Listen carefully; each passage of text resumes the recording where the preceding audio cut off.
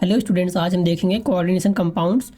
तो देखो, why geometrical isomerism is not possible in tetrahedral complexes having two different types of unidentate ligand coordinated with central metal. ठीक है, तो इसमें हमको देखना है कि जो टेट्राहेड्रल कॉम्प्लेक्सेस होते हैं उसमें ज्योमेट्रिकल आइसोमर क्यों पॉसिबल नहीं होता है। ठीक है, तो देखो इसका रीज़न ये है कि जो टेट्राहेड्रल कॉम्प्लेक्स होते हैं, जैसे हमारे पास यहाँ पे एक कॉम्प्लेक्स है, तो देखो अगर इसको हम लिगैंड्स को, ये सेंट्रल में मेटल है, लिगैंड्स को हमने ए बी सी डी नाम दे दिया। ठीक है, तो tetrahedral complexes do not show geometrical isomerism because relative position of ligands attach to central metal atom are same. क्योंकि देखो यहाँ पे जो लिगैंड है ए बी, ये देखो एक दूसरे के ये सिस हैं। ठीक है, इसी तरह से ए डी ये भी एक दूसरे के एडजेसेंट है तो सिस है।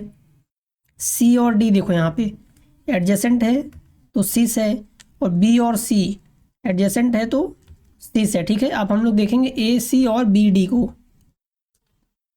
तो देखो ये ए बी सी डी था। ठीक है, तो देखो ए और सी ये भी एक दूसरे के एडजेसेंट है तो सिस है। इसी तरह से बी और डी ये भी एक दूसरे के एडजेसेंट हैं तो सिस है। क्योंकि टेट्राहेड्रल कॉम्प्लेक्सेस में जो टेट्राहेड्रल स्ट्रक्चर होता है उसको देखो इस तरह से ये स्पेस में होता है, तो ये दो सभी लिगेंड्स एक दूसरे के सिस होते हैं, एडजेसेंट होते हैं। ठीक है, इसलिए इसमें कोई भी ट्रांस आइसोमर नहीं है, no trans isomer is present.